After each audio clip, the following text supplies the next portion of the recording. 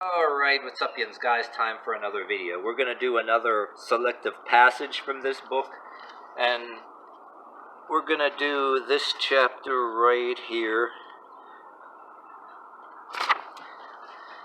Bullshit Morality, or Morality of Bullshit. And it has a couple self-titles here. The Origin of Morality, A Personal Theory, Man versus Nature, Displacing Nature Through Self-Deception, Religion and Morality, and Morality the Power Tool.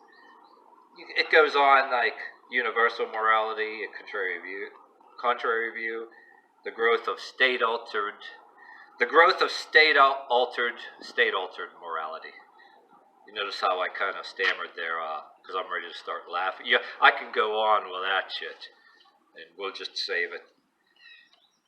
Morality, yeah, I'm just gonna go a couple chapters. I'm trying not to make this a long-ass video, but this is actually damn near the end of the book, but I'm just picking and choosing titles here. But so, okay, we're gonna go into the origin of morality, a personal theory. In the term morality, just a matter of semantics, for the purpose of a cynical smile, or for the implication serious and meaningful ? In order to answer properly, I will present a theory and view of morality that is, without question, an oversimplification, but nonetheless a different perspective which may shed some light on this perplexing subject. Oh, he wants to shed light on shed some light on a perplexing subject. Yeah, I just love that word, perplexing. You know, morality is being a perplexing.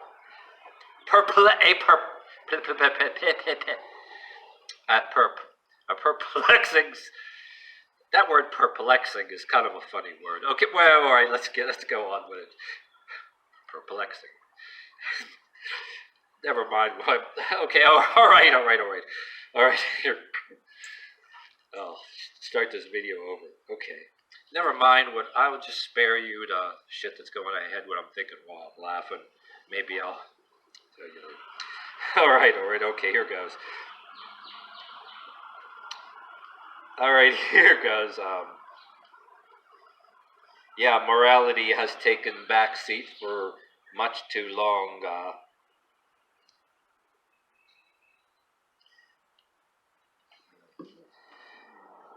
Okay, where was I? Okay, no doubt which will be those who take exception to my view, and I welcome their thoughts. Morality has taken a back seat for much too long now. It needs to be brought more vitally to the forefront. Okay, how are you going to bring it? So you want to bring morality to the forefront and bring it to the forefront more vitally. Or other words, in some kind of bring morality to the forefront more vitally, meaning in some kind of a better way, or I don't know. But okay, next subtitle, Man versus Nature. One thing we know for certain, morality can be dated with the very recent advent of man, an extremely short period in the context of creation of the world. In the millions of years prior to man, oh, I'm thinking in my head, blasphemy, the world is only 7,000 years old, you know, in biblical terms. I'm being sarcastic, that doesn't say this in this book. Okay, yeah, in the millions of years prior to man, it was nature that determined who and what lived and how they lived. And again, I can see the person, the die-hard, you know, religious person. Oh, blasphemy! God made nature, but we can go on and on with the yeah buts and that. I have my certain beliefs, the yes and no's of that. But okay, let's just read on. Nature's law of survival of the fittest told us how they lived. Nature's law of survival of the fittest told us that those things could change and adapt and survived. I don't think that's so blasphemous or anything either, because I personally believe, off the subject of this book, Adam and Eve, well, if you want to believe in Adam and Eve, I think after the fall, Eve probably had some pretty hairy legs and armpits until the stuff I read, extra in the Book of Jubilees and the Book of Enoch, that the Nephilim came down and taught the women to be sensual and for makeup. That's a whole other subject matter anyway. But I'm just being sarcastic extra in the video, because he's saying, okay, nature's law of survival of the fittest told us that things that change and adapt survive. That shit is still true. And it might even be true again if things collapse in certain ways. But anyway, those who couldn't adapt perished. For example, dinosaurs, to one naturalist, perished during an extremely cold period. Yeah, there's dinosaurs. People find all these bones now, and there are some people that try to say they never existed. I think a lot of them were just extra big crocodiles, which still exist today, and very big lizards. There were even giant turtles, bigger than you see now in these places, and fucking, they just all dead. They went extinct for whatever reason. People killed them and ate them. They were easy to kill and eat. But all right, stay on the subject. I want to stay in my lane, stay on the subject. Their physiology was totally dependent on solar heat, which all but disappeared during a particular period for some reason. We also know that in nature, living things feed off of each other in a way that keeps nature efficient and balanced. And I'm almost thinking, remember the band Tool, The Cries of the Carrots, that extra, when you first had it in tape, if you had it cassette tape over CD, whichever way, you get that last hidden track, The Cries of the Carrots, and this is necessary. This is necessary. Life feeds on life, feeds on life. Let the rabbits wear glasses. But anyway, that just popped into my head. I'm just having a little bit of fun there, but getting off the subject of the reading there. But well, would you rather have me read like a robot and be boring as fuck? I don't know, but okay. Survival of the species became paramount. A species seldom preyed on itself. In other words, they seldom cannibalized, but they eventually did. Okay. All this is to say that nature ruled, and these organisms had to conform to survive. Yeah, some of them lived in herds. In essence, these organisms could only react to nature. Man, however, because he could think and abstract knowledge, gradually came to control and dominate nature. Well, we did to a point. Not completely yet, but we're still, for the sake of his argument here, let's see what he's reading there too. We dominated to a point, but tsunamis ultimately took a lot of our cities. But we sought to do it. We built things like the Hoover Dam. I watched Jeremy Wade River Monsters. Other countries had their big dams that Jeremy Wade went to fishing. It was like our Hoover Dam. Yes, we controlled nature to a point, but yet those dams caused earthquakes because holding back the water. But all right, let's move on because this will be a long fucking. Okay. But until the time man's dominance over nature actually occurred, he too could only react. Mainly, he tried to appease nature's power with ritual, sacrifice, gifts, incantation, obedience. In other words, he tried to con nature. Well, that's what this author is saying. I don't call it trying to con nature, but I think people actually, I always preached that people created their gods, maintained the population, did human sacrifices and sacrificed animals or whatever. And they were the chiefs, passed down in generations. They conned their people with a god. But, okay, but let's read on anyway. We can make some good arguments with this book anyway. Yeah, but until man's dominance over nature actually occurred, he too only could react. Incantation, all that, like I said. And sacrifices, gifts, rituals, incantation, and blah, blah, blah. However, these methods were not efficient enough, so he had to try to find a better way to minimize the fear of nature's power. So in other words, admitting man didn't really dominate nature completely, but he had this dream, You can talk about all the other things you see on YouTube, Tesla technology and today's technology. Man therefore turned to conning himself. Okay, so here's another subtitle, Displacing Nature Through Self-Deception. So he had to deceive himself before he deceived others, or was he really deceiving himself? I don't know, but let's see. With his superb imagination and unlimited ability for self-deception, he created a supernatural personage in his own image that in effect displaced nature. The supernatural patronage, God in man's image, went through many transformations, of course, and fought many battles with other godlike personages and things.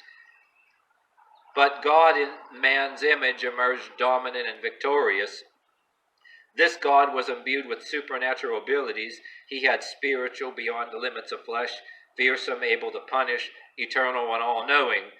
Since man could not completely escape his own dimension, not even in his imagination, the supernatural also wound up being imbued with many of man's lesser characteristics. He was petty, vindictive, righteous, biased, demanding, jealous, and self-centered. Not that this or even the author here or me is even saying there was anything wrong with separating from a certain part of the world, using a god to do that, And now anymore, you got all these cults and everything else that just want to own people, and everybody else just wants to get away from the bullshit of the world. But that's a different story. But okay, and now the other subtitle, Religion and Morality. Religion and morality. The next step in this process was for man to bend his creation, God in man's image, to his advantage.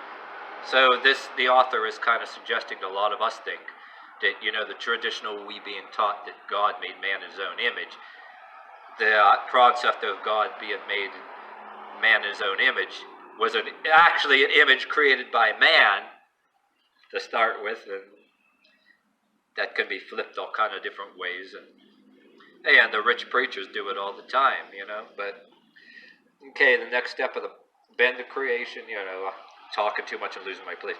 Therefore, he now claimed the supernatural had selected him as the chosen. Henceforth, the might and right would be on his side, but there was a split between the groups of men who claimed in their interpretation that they were the chosen. This led, of course, to the conflicts between different religions for dominance.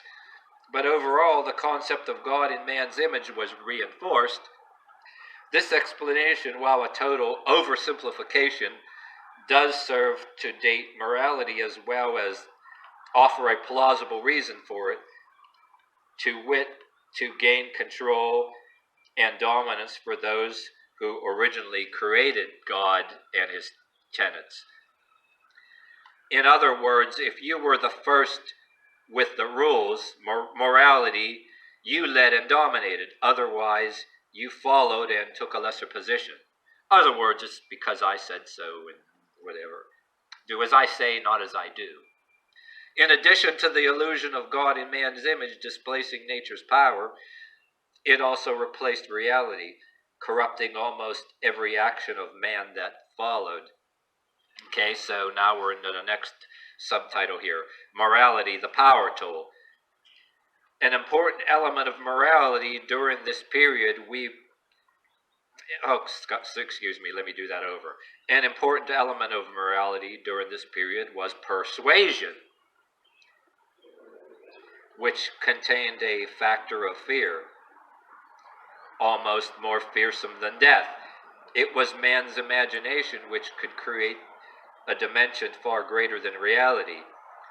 In other words, if you can talk in pictures, we can believe there's other dimensions if you want to believe, but these dimensions, you can have as many other dimensions as you want, 150 other dimensions, watch Ancient Aliens, and if you can talk in pictures, like, I guess the author is suggesting, if you look into L. Ron Hubbard, he was a science fiction writer, he can tell you damn near anything and use legit psychological terms. I actually read Dianetics before I even knew about Scientology, I found it. Okay, but anyway, let's read on.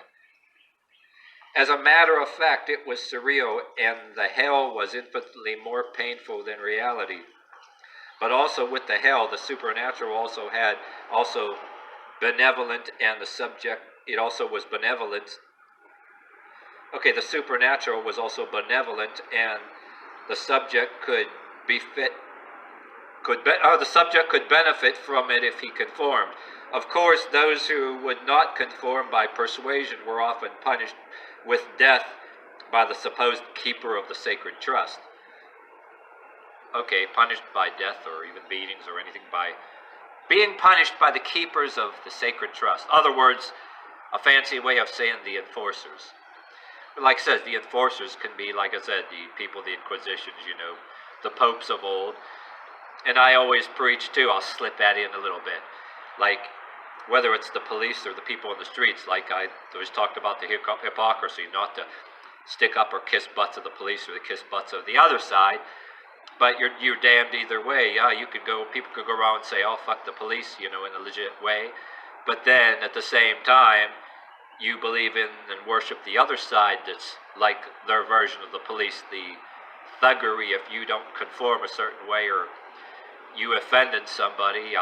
Something else replaces the police, that you can get shot or beat up, or a bunch of people come to see you and do the same brutality that people cry the police do. One has a badge assigned to the state to do it, and you have rights to appoint if you can prove it. Then there's the other side, by fear, the massive bunches of people that hate the police. And if you don't conform to their ways, they got their own enforcers that can beat you up or whatever. And then, if you're not with us, what are you going to do? Call the police? Oh. So if you're not with either of them, what the hell do you do? But that's just my extra sarcasm I'm slipping in there. Anyway, but to read on. That gave me just in case that gave me the opportunity to throw in the extra sarcasm, simply because I said I always wanted to get this book before, and it's like, I said in other videos before I presented this book that it should be added to and literally rewritten for the times. But this methodology also still operates in much of the same manner today, has become infinitely more sophisticated. Yeah. So no matter which side you're on, there's an enforcing class, the keepers of a sacred trust, or some enforcing class that'll beat you up or threaten to kill you. Damn near everything, no matter what side of the fence you're on, is enforced or with an innuendo of violence before actual violence happens. It's been that from the beginning of time. But all right, so it operates in the same manner today, has become infinitely more sophisticated. The few who are the keepers of the word, the power, rule the mass. In ruling in power, maintain their power and continue to enlarge upon it. To take a moment away from the religious and focus on the secular, it is amazing to me that most people do not recognize their own power. In nothing else, if nothing else, their power is sheer numbers. Well, geez, even Jim Morrison said in one of his songs, 5-1? They got the guns, but we got the numbers. For example, tenants outnumber landlords. Depositors outnumber bank owners. Workers outnumber management. Well, you had the union things going on, the union revolutions. You still got the Teamsters that survive today to a certain point, In fact, it would be relatively simple to overturn the power structure, except that the individual is so brainwashed he keeps himself subjugated, believing that the power structure is invincible and they have sacred mandate to rule. Yes, I agree to a point, but then you got to watch too. If you have some kind of revolution, you got the numbers. There's always well, look what happened when the fall of the Soviet Union. People had some legit wants and all that, but that's what you end up with too. So it's best to, go to court and checks and balances of this country. But not getting into that, that's a bunch of shit. That when I was reading that old book about communism that I never finished, but years ago. But so okay, history also shows that each center of power became institutionalized with its own hierarchical structure. making it virtually impregnable. However, when these centers of power could not convince the centers of power of their high righteousness, they would revert once again to primitive methods of force in religious wars. Well, the YouTube video, The Story of Your Enslavement, the artists, the propagandists, and the enforcing class were put on the highest payroll, so that if you pointed out anything that was wrong, you'd be verbally, if not physically, attacked ferociously. You know, if you look at the YouTube video, The Story of Your Enslavement. So that's what this is saying here. To achieve such a thing like he's saying here, you got to look at the YouTube video, The Story of Your Enslavement. Got to love that video. But anyway, when politics began to supplant religion, the war cries were simply exchanged for issues of nationalism, freedom, or territorial imperatives, but for issues of national and freedom or territorial imperatives. Okay, I'm almost repeating the same sentence. But whatever the reason, it was also based on a morality that imbued each party with a righteousness. Many fought out of fear of punishment from God or their government, but they were also propelled by a sincere belief in their mission that also proved to be the strongest motivation. The foundation of this motivation was morality. It was made to fit the advantage of a particular circumstance, an individual, party, or group. A group which is in the power that made the rules and led the charge, so to speak, and paid all the propagators to propagate and lead the battle cries, so to speak. Well, you got that today, these different people, Republicans, Democrats, and different people on all sides, all the protests, all have funded by somebody. It can be and is manipulated.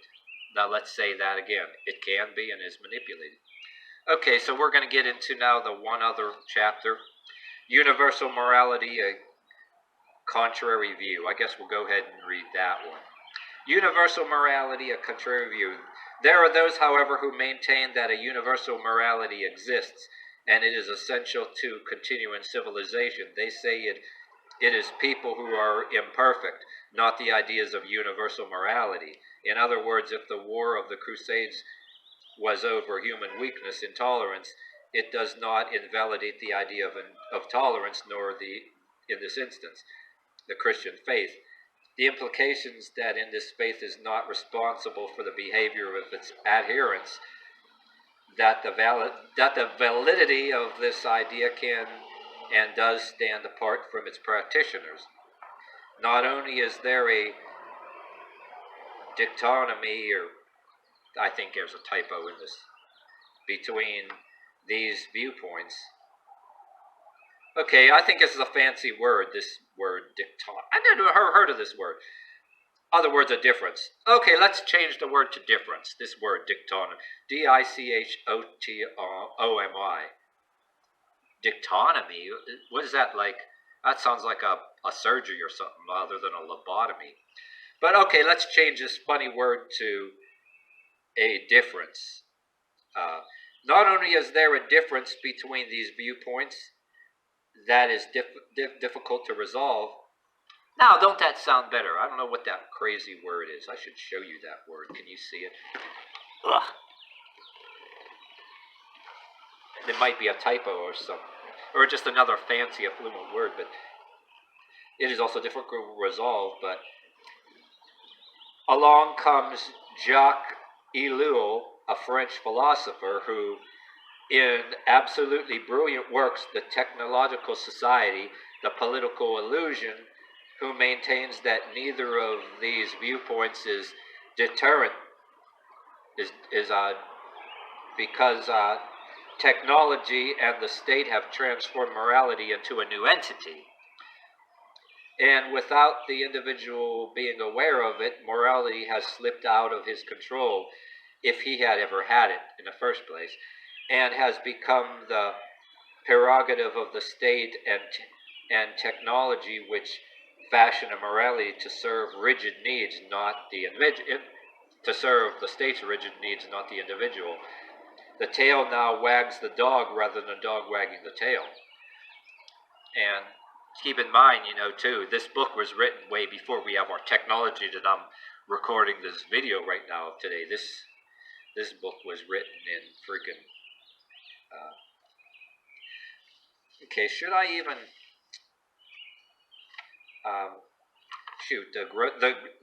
How the growth of the state altered morality. Should I go through that one more? This is going to be a long ass video. Oh the hell with it. Since they're talking about the French morality, how the growth of the state altered morality. Ellul, that French philosopher that we were just talking about in this last thing I read, he maintains that the change regarding the state is the result of the total politicization by the individual of every issue that arises. So, in other words, every single issue gets politicized. Okay. In the act of suffusing everything with politics and dragging it into the political arena. In our modern world, contrary to what was the rule of previous ages, everything is politicized. Men seek political solutions for everything, whether the problem be freedom, justice, peace, prosperity, morality, or happiness. As a result of this politicization and, of course, the orientation of all thought and energy into politics, men increasingly turn to the state for a solution to the problems. This was led to a boundless inflation of the state's size and power. We therefore make a state guardian and executor of all values, which, as a result, wither away. So, other words, the morality and the definition of morality and the textbook morality, the rules of the textbook morality, like I say, the rules of textbook psychology and psychiatry are subject to change without notice. So let's just talk in parentheses, like I said too. So that last line that I read,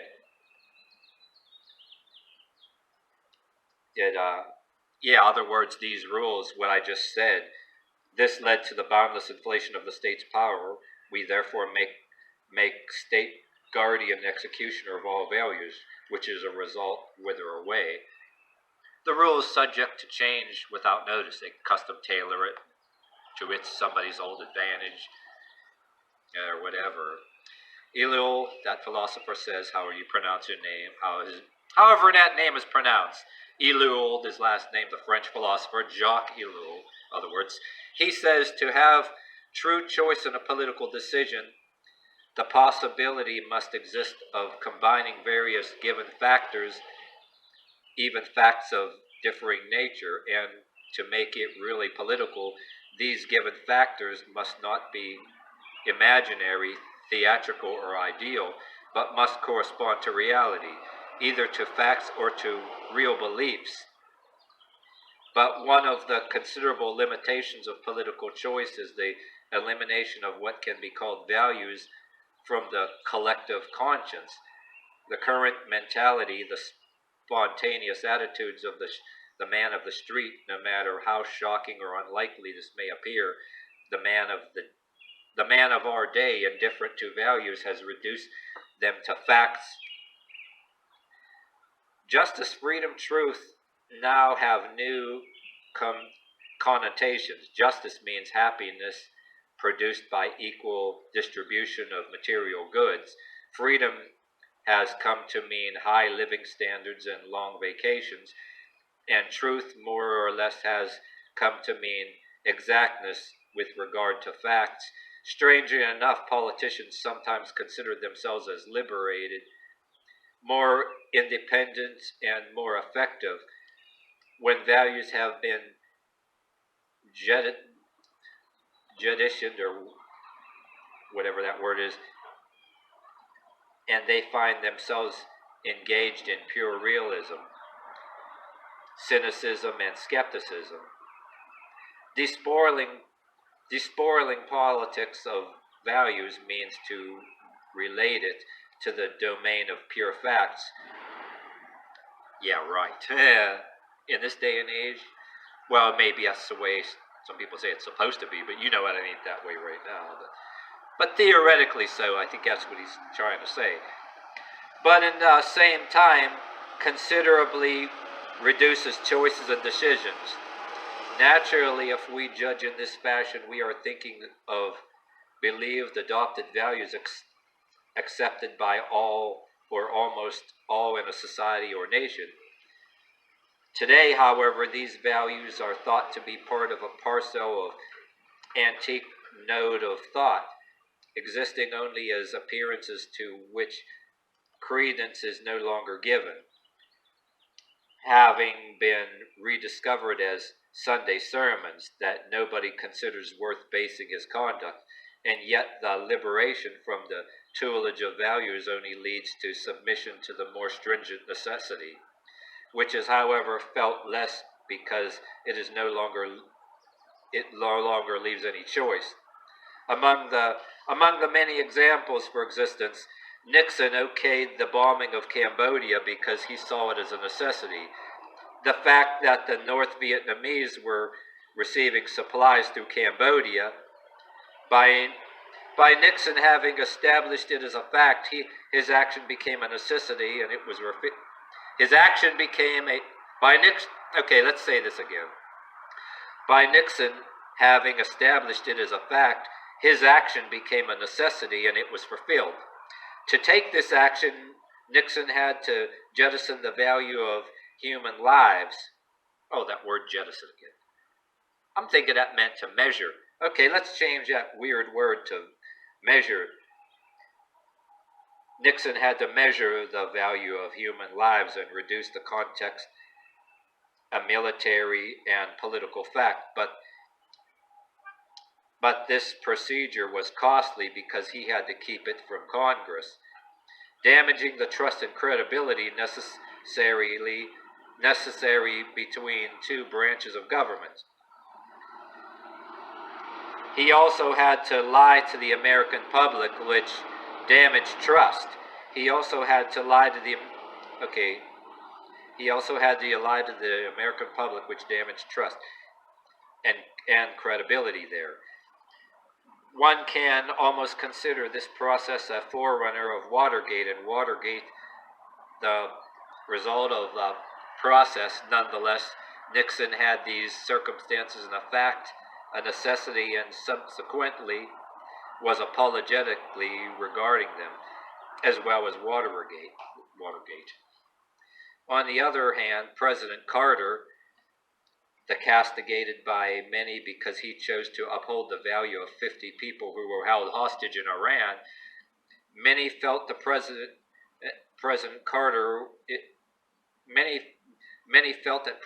Carter, in making this choice, if not jeopardizing the other 200 million people, had at least damaged our world image as one of the most powerful nations on the earth.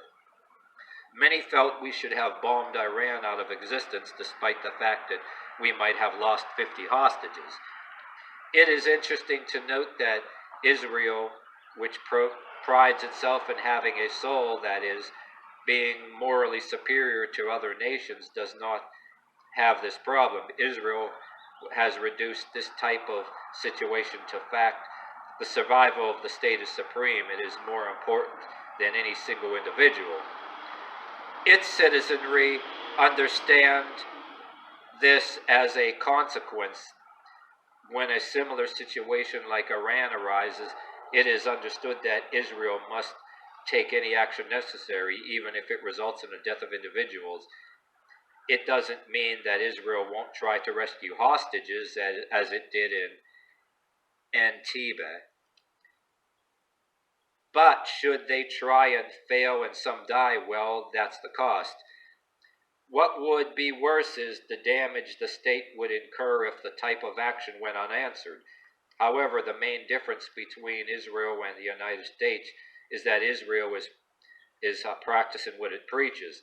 It also has stated the facts that straightforwardly and acted accordingly.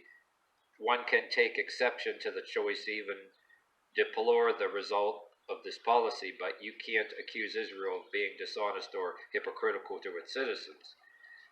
And this goes on to state a new morality, but this video has been This is a half-hour, 32-minute long video.